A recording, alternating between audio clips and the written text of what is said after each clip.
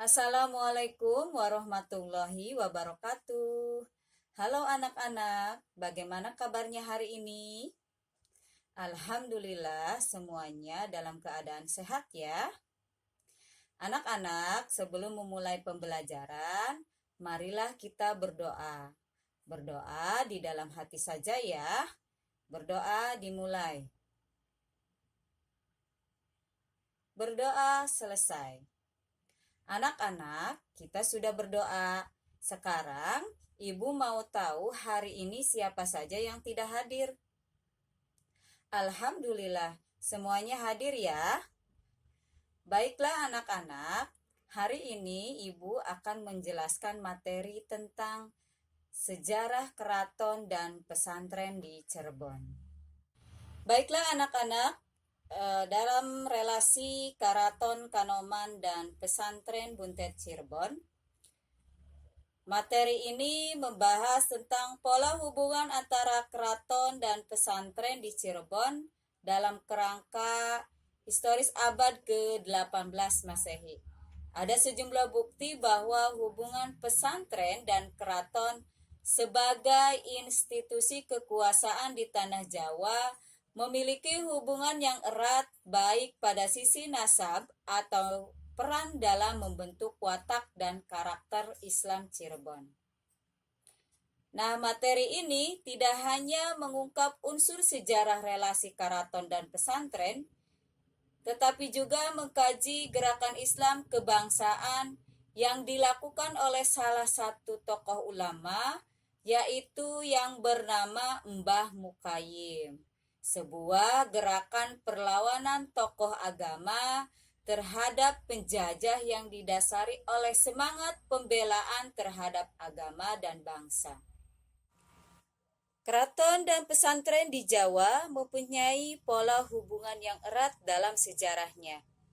Hubungan tersebut bisa dimulai sejak munculnya Kerajaan Demak yang mewarisi kekuatan Majapahit dalam memegang hegemoni atas Jawa.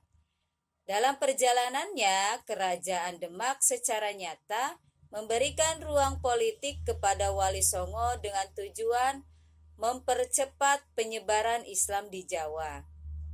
Nah, kesempatan ini kemudian dimanfaatkan oleh Wali Songo untuk membuat wadah pendidikan Islam sebagai media mencetak kader-kader pendakwah. Munculnya pesantren di Cirebon lahir dari tradisi membangun peguron. Peguron itu adalah tempat belajar agama Islam atau disebut juga pesantren oleh para penguasa Cirebon. Pangeran Cakrabuana dan Sunan Gunung Jati sebelum membangun Keraton Pakungwati terlebih dahulu membangun pusat keagamaan di perkampungan Amparan Jati di tahun 1477. Nah, pada tahun 1706,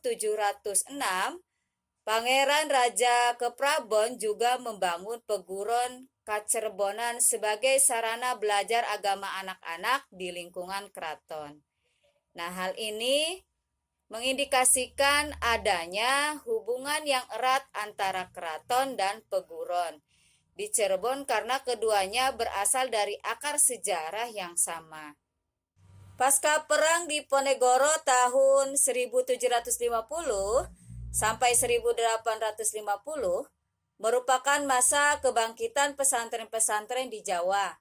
Bangkit kembangnya pesantren ini berawal dari para ulama keraton yang memilih menjauh dari istana karena tidak puas dengan dominasi penjajah yang ikut mengatur urusan pemerintah raja-raja di Jawa.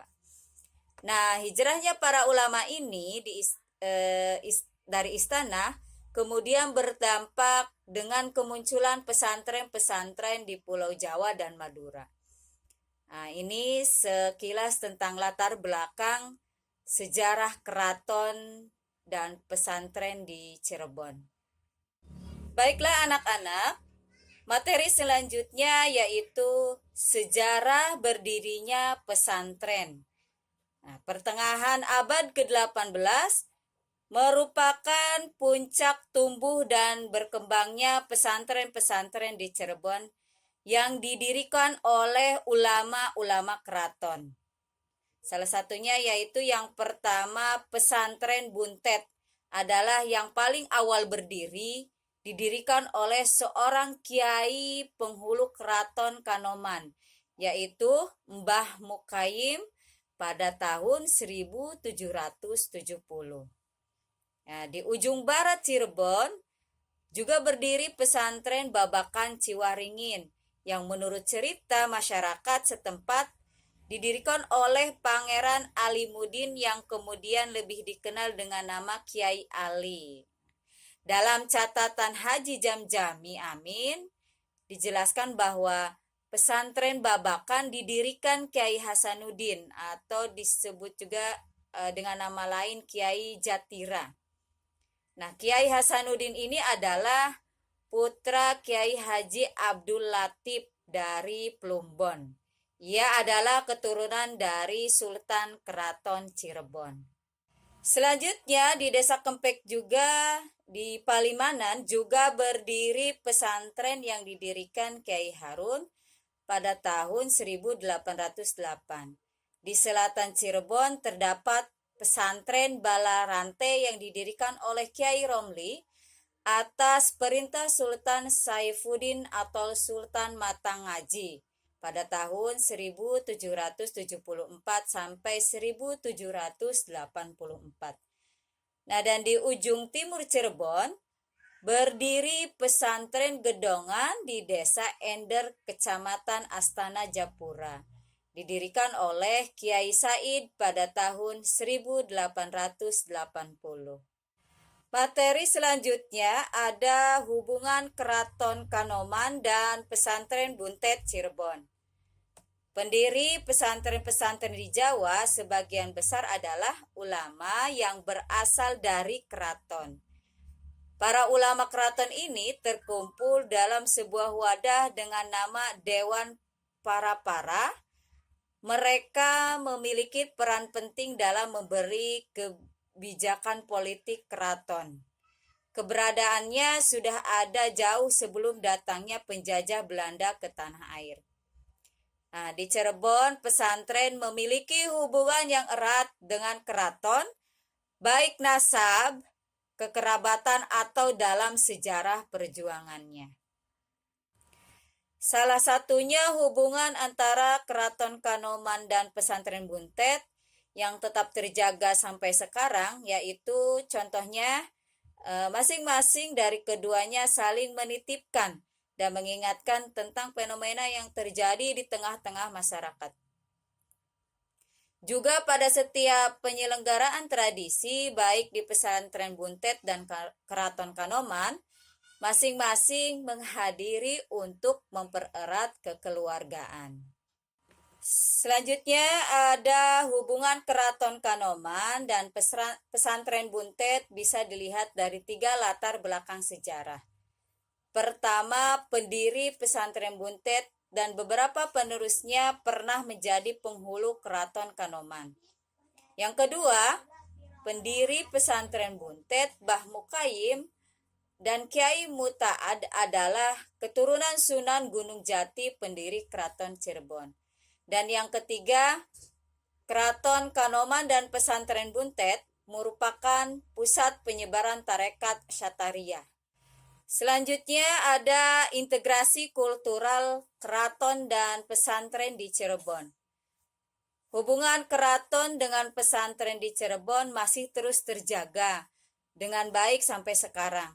Relasi antara keduanya terjalin baik berkat akar sejarah yang sama. Hubungan keduanya pun kemudian menghasilkan tradisi-tradisi Islam yang melekat pada kehidupan sosial masyarakat. Salah satunya adalah peringatan hari-hari besar Islam yang dilaksanakan sama persis antara dua lembaga tersebut.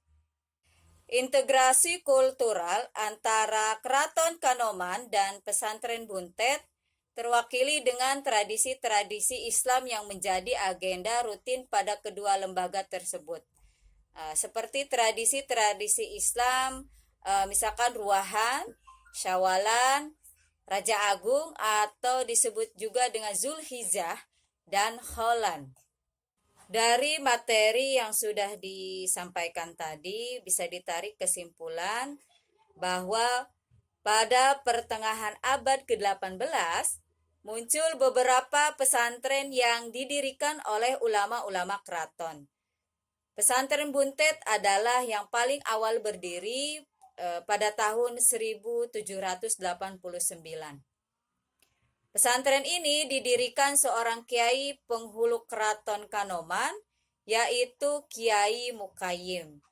Di ujung barat Cirebon juga berdiri pesantren Babakan yang didirikan Kiai Hasanuddin, disebut juga dengan Kiai Jatira. Kiai Hasanuddin adalah putra Kiai Haji Abdul Latif dari Plumbon. Ia adalah keturunan dari Sultan Keraton Cirebon.